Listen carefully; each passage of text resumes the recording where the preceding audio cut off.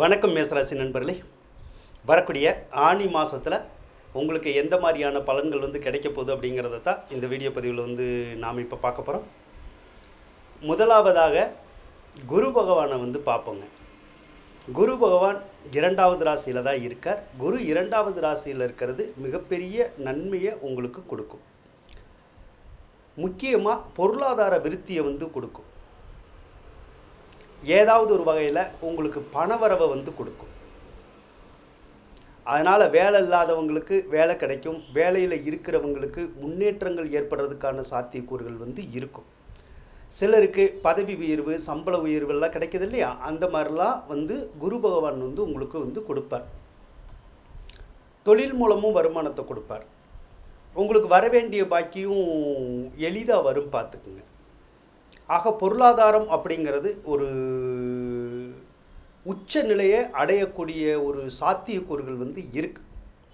அதனால் கடன் காட்சிகள் எல்லாமே அடையக்கூடிய நேரம் அப்படின்னு நம்ம சொல்லலாம். ஒரு சிலர் கடன் காட்சியினால் படாத பாடுபட்டிருந்திருப்பீங்க. அந்த கடன்களை எப்படி கட்டுவோமோ அப்படின்னு சொல்லி இப்பையும் சிலருக்கு அந்த கவலைகள் இருந்துக்கிட்டே இருக்கும். ஆனால் இனிமேல் கவலைப்படணுங்கிற அவசியம் இல்லை. ஏன்னா பணவரவு இருக்கும். அதன் மூலமாக கடன் காட்சிகளை அடைச்சி நீங்கள் நிம்மதி அடைகிறதுக்கான ஒரு சாத்தியக்கூறுகள் உங்களுக்கு கிடைக்கும் அப்படின்னு நம்ம சொல்லலாம். சரிங்களா? குரு பகவான் 2வது ராசியில் இருந்தாலே குடும்பம் நல்லா இருக்கும். குடும்பத்தில் சண்டை சச்சரவு, பிரிவினைகள் இதெல்லாம் வராது. சொல்ல காப்பாற்றுற மாதிரியான ஒரு வாய்ப்புகள் கிடைக்கும். உங்கள் வீட்டில் ஏதாவது சுபகாரியங்கள் எல்லாம் நடக்கிறதுக்கான ஒரு சாத்தியக்கூறுகள் இருக்குது அப்படின்னு நம்ம சொல்லலாம். சரிங்களா? அடுத்து செவ்வாய் பகவானை எடுத்துக்கோங்க. செவ்வாய் பகவானை பொறுத்தளவுக்கு உங்கள் ராசி அதிபதியே செவ்வாய் தான். இப்போ செவ்வாய் உங்கள் ராசியில் தான் இருக்கார். பொதுவாக செவ்வாய் ராசியில் இருக்கக்கூடாது. காரணம் என்னென்னா, செவ்வாய் ஒரு மாதிரி டென்ஷனுக்குடைய கிரகம். அப்போ ராசியில் இருந்தால் என்ன பண்ணுவார், நமக்கு டென்ஷனை உருவாக்கி விட்டுருவார். இப்போ அப்படி தான் ஏதோ ஒரு டென்ஷனோடு தான் நீங்கள் இருந்துக்கிட்டே இருப்பீங்க. இப்போதைக்கு மனசில் இனம் புரியாத ஒரு குழப்பம் ஓடிக்கிட்டே இருக்கும். அப்போ உங்களால் சரியாக தூங்க முடியாது. ஏன்னா அந்த மனசில் அமைதி இருக்காது, நிம்மதி இருக்காது. இதனால் மனசு ஏதோ ஒரு விதத்தில் அந்த பரிதவிக்குது அப்படின்னு நம்ம சொல்கிறோம்ல, அந்த மாதிரி ஒரு பரிதவிக்கக்கூடிய நிலை இப்போ இருக்குது அப்படின்னு நம்ம சொல்லலாம். சரிங்களா? அதே போல் சிலருக்கு பொருள்கள் இழப்பீடு ஏற்படலாம். சிலருக்கு சொத்துக்கள் இழப்பீடு ஏற்படலாம். சிலருக்கு உறவினர்கள் இழப்பீடு ஏற்படலாம். அதனால் திடீர்னு ஏதாவது ஒரு நிகழ்ச்சியெல்லாம் நடக்கும். இதையே நம்ம நினச்சிக்கிட்டே இருப்போம், பார்த்துக்குங்க. அப்போ அதையே நினச்சி ஒன்று கவலைப்பட்டுக்கிட்டே இருப்போம். இல்லைன்னா டென்ஷன் ஆகி ஒரு மாதிரி கோபப்பட்டுக்கிட்டே இருப்போம். இதனால தான் அந்த மன அமைதி கெடுறது. அப்போ அந்த மனக்குழப்பம் ஏற்படுறது. இந்த மாதிரியான ஒரு சந்தர்ப்பத்தை தான் அந்த செவ்வாய் உங்களை உருவாக்கி பார்க்குது. அதனால் கோபதாபப்படாதீங்க. கொஞ்சம் பொறுமையை கடைபிடிக்கிறது நல்லது. அதே போல் தேவையில்லாத விஷயத்துக்கு திடீர்னு கோவப்பட வேண்டியது வந்துடும். அப்போ யாரு கூடயாவது சண்டை போடணும் போலையே இருக்கும். யாரையாவது வஞ்சிக்கணும் போல் இருக்கும். யாரையாவது அடிக்கணும் போல் இருக்கும். அந்த மாதிரி எண்ணங்கள்லாம் சிலருக்கு வரும், பார்த்துக்கங்க. அதே மாதிரி சிலருக்கு போலீஸ் ஸ்டேஷனில் போய் கம்ப்ளைண்ட் பண்ணுறோம்ல, அந்த மாதிரி எண்ணமெல்லாம் வரும். ஏதோ ஒரு விதத்தில் அந்த போலீஸ் ஸ்டேஷன் போகிற மாதிரியான ஒரு சூழ்நிலைகள்லாம் சில மேசராசிக்காரர்களுக்கு உருவாகும். எல்லாத்துக்கும் உருவாகும்னு சொல்ல முடியாது. சரிங்களா? சரி. அதே போல் செவ்வாய் சொத்துக்களுக்குடைய கிரகம். ஒரு சிலருக்கு சொத்து சுகங்கள் வாங்கி சேர்க்கணுங்கிற எண்ணங்கள் வரும். ஒரு சிலருக்கு இந்த காவல்துறையில் வேலை வாங்கணும், இல்லைன்னா இராணுவத்தில் பணிபுரியணும் அப்படிங்கிற எண்ணங்கள் எல்லாம் இந்த மாதத்தில் வர்றதுக்கான சாத்தியக்கூறுகள் இருக்கும். செவ்வாய் காயங்களுக்குடைய கிரகம். அப்போ என்ன பண்ணும் அப்படின்னா, ஒரு சிலருக்கு உடம்பு சரியில்லாமல் போயிடும் லைட்டாக. அப்படி இல்லைன்னா விபத்துக்கள் ஏற்படுறதுக்கான வாய்ப்புகள் வரும், அல்லது கீழே விழுந்துருவாங்க, அல்லது வேறு வகையில் ஏதாவது ஒரு வகையில் வந்து இந்த காயங்கள் ஏற்படுறதுக்கான வாய்ப்புகள் வந்து வரும். அதன் மூலமாக ஒரு சிலருக்கு அந்த இரத்த காயங்கள் கூட வர்றதுக்கான சாத்தியக்கூறுகள் வந்து ஒரு சிலருக்கு இருக்கும். ஒரு சிலர் வந்து பிளட் டெஸ்ட் எல்லாம் எடுப்பாங்க, ஏதாவது ஒரு உடம்பு சரியில்லாமல் போகும், அதனால் பிளட் டெஸ்ட் எடுக்கிறது. சரிங்களா? இந்த மாதிரியான பலன்களை பூரா யார் செய்வார்னா செவ்வாய் தான் செய்வார். அதனால் செவ்வாய் வந்து உங்களை டென்ஷன் ஆக்கி பார்ப்பார். அதனால் முடிஞ்ச அளவுக்கு கொஞ்சம் பொறுமையாக இருக்கிறது நல்லது. சரிங்களா? சரி, அடுத்து சனி பகவானை வந்து எடுத்துக்குவோம். சனி பகவான் வந்து உங்களுடைய ராசிக்கு 10ஆம் அதிபதியும் அவர் தான், 11ஆம் அதிபதியும் அவர் தான். அப்போ 10ஆம் அதிபதியான அந்த சனி பகவான் நல்ல நிலைமையில் இருக்காரான்னா நல்ல நிலைமையில தான் இருக்கார். ஆனால் தொழிலில் வந்து மாற்றங்களை வந்து உருவாக்கி கொடுப்பார். அப்போ தொழிலில் மாற்றங்கள்னால் ஒரு சிலருக்கு புதுசாக தொழிலெல்லாம் தொடங்கி கொடுக்கும். ஒரு சிலர் ஏற்கனவே தொழில் செய்வாங்க, அதை விரிவுபடுத்தணும் அப்படிங்கிற மாதிரிலாம் வரும். அதே நேரத்தில் அது ராகுனுடைய நட்சத்திரத்தில் நிற்கிறனால தொழில் தடங்களையும் கொடுக்கும். அப்போ 4 நாளைக்கு தொழில் நல்லா இருந்தால் 4 நாளைக்கு வந்து தொழிலில் வந்து அந்த பாதிப்பு வந்து கொஞ்சம் இருக்கும். அதாவது ரொம்ப விறுவிறுப்பாக வந்து தொழில் வந்து போகாது. அதனால நமக்கு என்னடா இப்படி தொழில் போகுதே அப்படின்னு சொல்லி ஒரு விதமான சங்கடம் ஏற்படுது இல்லையா? அந்த மாதிரியான பலன்களை வந்து ராகு அந்த சனி வந்து கொடுக்கும் அப்படின்னு சொல்லலாம். சரிங்களா? சரி, 11வது இடத்துலையும் சனி இப்போ இருந்துக்கிட்டு இருக்கார். 11வது இடத்துல சனி இருக்கிறது நல்லதான்னு நல்லது தான். எதுக்கு நல்லது அப்படின்னா, இரும்பு சம்மந்தப்பட்ட தொழில்கள் செய்கிறாங்கல்ல, அதுக்கு வந்து ரொம்ப நல்லது. அந்த மாதிரியான தொழில்கள் யாரெல்லாம் செய்கிறாங்களோ அவங்களுக்கு பூரா மிகப்பெரிய யோகங்களை வந்து அந்த சனி பகவான் வந்து கொடுப்பார். அதனால் வண்டி வாகனங்கள் சார்ந்த தொழில், மெக்கானிக் சார்ந்த தொழில், வேறு வகையில் இரும்பு சார்ந்த தொழில், அதில் எல்லாம் வந்து நன்மைகளை வந்து சனி கொடுக்கும் அப்படின்னு வந்து சொல்லலாம். அதே போல் சனி பகவான் வந்து ராகுனுடைய தொடர்பில் இருக்கிறதுனால சிலருக்கு வந்து வெளிநாடு சார்ந்த வேலை வாய்ப்புகள் எல்லாம் கிடைக்கிறதுக்கான வாய்ப்புகள் வரும். அப்போ ஒரு சிலர் வந்து வெளிநாட்டில் வேலைக்கு போகணுன்னு நினைக்கலாம், அல்லது படிக்க போகணுன்னு நினைக்கலாம். இந்த மாதிரியான பலன்கள்லாம் வந்து உங்களுக்கு ஈஸியாக நடக்கும். அதனால் நீங்கள் முயற்சி பண்ணலாம். சரிங்களா? அதே நேரத்தில் ஒரு சிலருக்கு வேலை இழப்பும் ஏற்படுறதுக்கான வாய்ப்புகள் வரும். ஒன்று நம்மளாக வேலையை விட்டு வெளியே வரணும்னு தோணும், இல்லைன்னா ஏற்கனவே வேலை பார்க்குற கம்பெனியிலேருந்தே அவங்களே வந்து ஒரு சிலர் வந்து நம்மளை வெளியே அனுப்பிச்சி விட்ருவாங்க வேலையை விட்டு.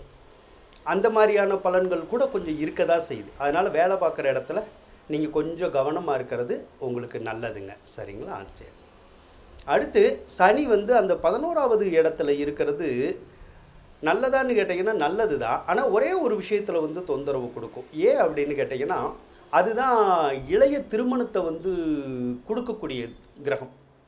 இளைய திருமணம் அப்படின்னா 2ஆம் தாரமாக திருமணம் பண்ணுறோம்ல, அந்த கிரகம் அமைப்பு அதுதான்.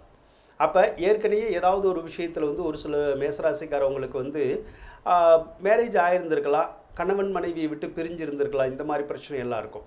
அவங்களுக்கெல்லாம் மறுமணம் செய்யக்கூடிய ஒரு யோகத்தை வந்து அந்த சனி பகவான் வந்து கொடுக்கறதுக்கான சந்தர்ப்பங்கள் வந்து இருக்குது. ஒரு சிலர் ஏற்கனவே மறுமணம் பண்ணியிருப்பாங்க, அவங்களுக்கு வந்து அந்த கணவன் மனைவி உறவில் வந்து கொஞ்சம் கருத்து வேறுபாடை மட்டும் கொடுக்கும் அப்படின்னு வந்து சொல்லலாம். சரி, ஒரு சிலருக்கு அது வந்து திருமண பந்தத்தை வந்து உருவாக்காது, ஆனால் இல்லீகலான உறவை வந்து உருவாக்குறதுக்கான சாத்தியக்கூறுகள் வந்து உங்களுக்கு நிறையா இருக்குது. அதாவது தகாத உறவு. இப்போ தகாத உறவுன்னா என்ன? அதாவது ஒரு கணவன் இருக்கார், அவர் மனைவியை விட்டுட்டு வேறு யார்கிட்டையாவது பழகுறாரு, அல்லது ஒரு பொண்ணு இருப்பாங்க, அவங்க வந்து ஹஸ்பண்டை விட்டுட்டு வேறு யார்கிட்டையாவதும் பேசுறது பழகிறதெல்லாம் இருக்கு இல்லையா? அதுதான் வந்து தகாத உறவு அப்படின்னு சொல்கிறோம். அந்த மாதிரியான உறவுகளை வந்து சிலருக்கு ஏற்படுத்தி விடும் அப்படிங்கிற மாதிரி இருக்குது. அப்போ ஏதோ ஒரு விதத்தில் அந்த தொடர்புகளை வந்து கொடுக்கும். அப்போ யாரு கூடயாவது நம்ம பேசுவோம், யாரு கூடயாவது நம்ம பழகுவோம், அப்போ அவங்களையே வந்து நம்ம நினச்சிக்கிட்டே இருப்போம். சரிங்களா? ஆனால் அவங்களோடையும் கருத்து வேறுபாடுகள் வர்றதுக்கான வாய்ப்புகள் வந்து நிறையா இருக்கும். சண்டை சச்சரவுன்னு சொல்லி வர்றதுக்கான வாய்ப்புகளும் நிறையா இருக்கும். அதனால் கொஞ்சம் பொறுமையாயிருங்க. சனி வந்து ராகுனுடைய நட்சத்திரத்தை விட்டு விலகணும். ராகுனுடைய நட்சத்திரத்தை விட்டு விலகுனா அதுக்கப்புறம் வந்து உங்களுடைய வாழ்க்கையில் அந்த கருத்து வேறுபாடுகள், சண்டை சச்சரவு, பிரச்சனைகள் அப்படிங்கிறது வந்து வராது. அது வரைக்கும் வந்து நம்ம கொஞ்சம் பொறுமையாக இருக்கணும். அதே மாதிரி அந்த தகாத உறவில் முடிஞ்ச அளவுக்கு நம்ம ஈடுபடாமல் இருக்கிறது நல்லது. சரிங்களா? அப்படி ஈடுபட்டுறோன்னு வச்சுக்கோங்களேன், என்ன நடக்கும் அப்படின்னு கேட்டிங்கன்னா, சில நேரத்தில் நாம் செய்கிற தவறுகள் வந்து வெளியே தெரியும். நம்ம வீட்டுக்கு தெரிஞ்சிடும், இல்லைன்னா வெளியில் யாருக்காவது தெரியும். அதன் மூலமாக நம்ம கெட்ட பேர் எடுக்கிறோம்ல, அந்த பலன்களையும் அந்த சனி தான் கொடுப்பார். அதனால் நீங்கள் கொஞ்சம் எச்சரிக்கையாக இருக்கிறது தான் நல்லது. சரிங்களா? சரி. அடுத்து சூரியனை எடுத்துக்குவோம். சூரியன் வந்து உங்களுக்கு 5ஆம் அதிபதி தான், புத்திரஸ்தானத்துக்குடைய கிரகம், 3வது இடத்துல தான் இருக்கார். அப்போ சூரியன் வந்து ஆனி மாதம் ஆரம்பத்தில் ராகுனுடைய சாரத்தில் தான் சஞ்சரிப்பார். அப்போ பெற்ற பிள்ளைகள்னால வந்து விரயங்கள் வந்து ஏற்படும். ஆனி ஒரு 10ஆம் தேதி வரைக்கும், 10 to 20ஆம் தேதி வரைக்கும் குருவனுடைய சாரத்தில் வந்து போயிட்டுருக்கோம். அப்போ பெற்ற பிள்ளைகள்னால நன்மையும் ஆதாயமும் கிடைக்கிற மாதிரியான ஒரு சூழ்நிலைகள் இருக்கும். அதனால் அந்த 5ஆம் அதிபதி சிறப்பாக தான் இருக்கார். அதனால் பெற்ற பிள்ளைகள்னால நன்மைகள் நமக்கு கிடைக்கிறதுக்கான வாய்ப்புகள் வந்து உங்களுக்கு இருக்கும். சரிங்களா? சுக்கிர பகவானை எடுத்துக்கோ. சுக்கிர பகவானை பொறுத்தளவு 2, 7 கிரகம். அப்போ தனாதிபதி, பணத்தை கொடுக்குறவர். அப்போ பணத்துக்கு கொடுக்கக்கூடிய சுக்கிரன் வந்து உங்களுக்கு 3வது ராசியில் தான் இருக்கார். அதனால் ஏதாவது ஒரு விஷயத்தில் பண வரவு வரும், அந்த பண கஷ்டமும் வந்து நீங்கும். அதே மாதிரி கடன் காட்சிகளும் வந்து விலகிறதுக்கான சாத்தியக்கூறுகளை வந்து சுக்கிரன் கொடுக்கும். சிலருக்கு வந்து ஒரு வீட்டை விற்றுட்டு இன்னொரு வீடு வாங்குறோம்ல, அந்த மாதிரியான பலன்கள் எல்லாம் வந்து சுக்கிரன் வந்து உங்களுக்கு ஈஸியாக கொடுப்பார்.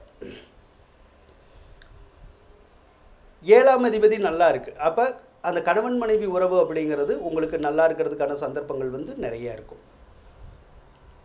சுக்கிரன் வந்து ஆனி மாதம் 23ஆம் தேதி கடகராசிக்கு பயிற்சி ஆயிடுவார். அதுக்கப்புறம் உங்களுக்கு சுக்கிரன் வந்து நல்ல பலனை தருவார். சிலருக்கு வீடு கட்டுற மாதிரியான பலன்கள் வரும், சிலருக்கு வாகனம் வாங்குற மாதிரியான பலன்கள் வரும், சிலருக்கு எலக்ட்ரானிக் பொருள் எல்லாம் வாங்குற மாதிரியான ஒரு பலன்களை சுக்கிர பகவான் வந்து உங்களுக்கு கொடுக்கறதுக்கான சாத்தியக்கூறுகள் இந்த மாதம் வந்து இருக்குது. புதன் பகவானை எடுத்துக்கோம். புதன் பகவான் வந்து உங்களுக்கு 3ஆம் அதிபதி தான், 6ஆம் அதிபதியும் கூட. 3ஆம் அதிபதி 3வது இடத்துலையே ஆட்சி பலத்தோடு தான் இருக்குது. அப்போ இளைய சகோதர சகோதரிகளுக்கு வந்து நல்ல விருத்தி ஏற்படும். அவங்களுடைய வாழ்க்கையில் வந்து நல்லா இருப்பாங்க. அவங்களோட இருக்கக்கூடிய உறவுகள் வந்து ரொம்ப நல்லா இருக்கும். ஒரு சிலருக்கு இடமாற்றங்கள் ஏற்படும். வீடு விட்டு வீடு மாறுறது, ஊர் விட்டு ஊர் மாறுறது, அந்த மாதிரி வரும்.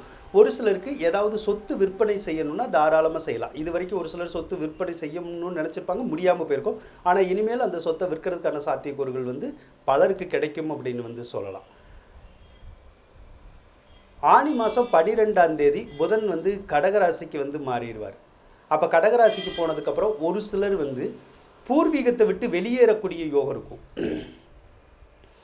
பூர்வீகம்னா சொந்த ஊர் இருக்கு இல்லையா, அந்த ஊரை விட்டு வேலைக்காகவோ தொழிலுக்காகவோ வெளியூருக்கு போய் பிழைக்கிற மாதிரியான ஒரு வாய்ப்புகள் வந்து சில மேசராசிக்காரவங்களுக்கு வந்து கிடைக்கும். அதை பயன்படுத்திக்கலாம். பயன்படுத்தினா உங்களுக்கு நல்லா தான் இருக்கும் அப்படின்னு சொல்லலாம். சரிங்களா? அடுத்து கேது பகவான் எடுத்துக்கோம். கேது பகவான் வந்து உங்களுக்கு 6வது ராசியில் தான் இருக்கார். கேது 6வது ராசியில் இருந்தால் ஒரு சிலருக்கு இந்த பல்லு வலி கண்ணு வலி சொல்கிறோம்ல, அந்த மாதிரி வர்றது, ஒரு சிலருக்கு இந்த வைரஸ் காய்ச்சல் வர்றது, அந்த மாதிரி ஏதாவது ஒரு தொந்தரவுகள் மட்டும் வரும்.